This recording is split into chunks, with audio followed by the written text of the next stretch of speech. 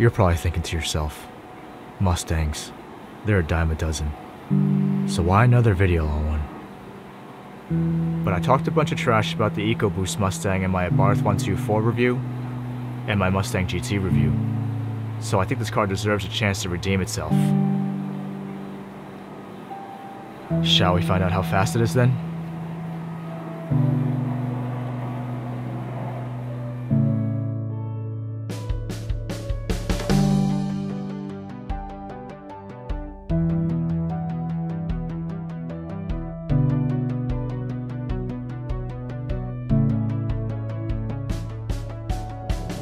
This is the 2018 Ecoboost Mustang Premium, and what Premium buys you is this cool digital dashboard, heated and vented seats, and a big nav screen.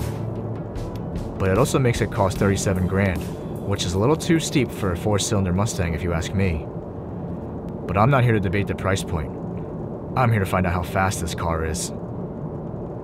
This car's got a 2.3 liter turbocharged inline 4. It makes 310 brake horsepower and 350 pound-feet of torque. It's the same engine from the Ford Focus RS, but they tuned it down a bit. It's also got the new 10-speed automatic, but at 3,700 pounds, it's also quite a bit heavier. So I'm not going to expect it to be as quick as the 9.88 second time that the Ford Focus RS put down. But can it beat my Abarth 124? Let's find out. We'll put it into track mode and do full manual first.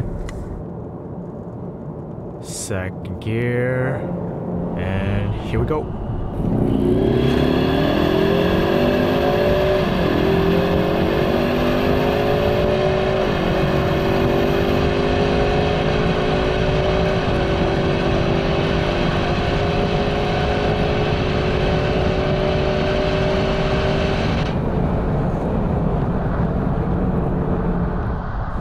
Alright, now let's try full auto.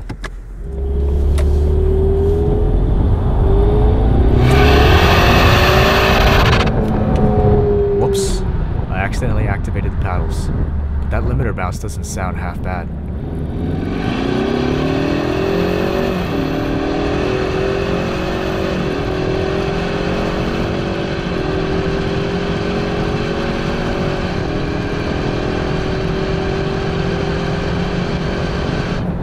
Wow, 6th gear at 100 miles per hour? Those are some tight ratios. Good thing this computer ships pretty fast. Not gonna lie, pretty disappointed.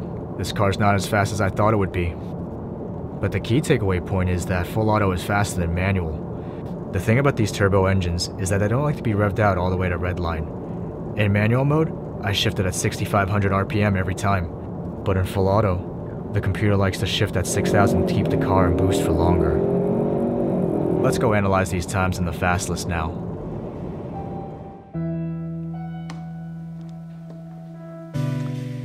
So the 2018 Ecoboost Mustang did 40 to 100 in 12 seconds flat.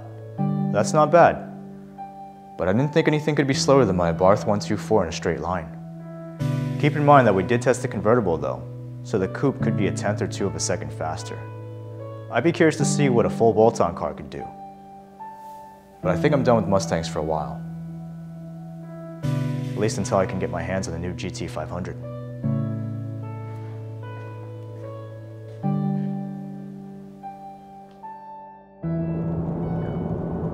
Wow, is that a Hellcat? Is it another Hellcat? Is it? Yes. God, there's so many Hellcats in this town. Why?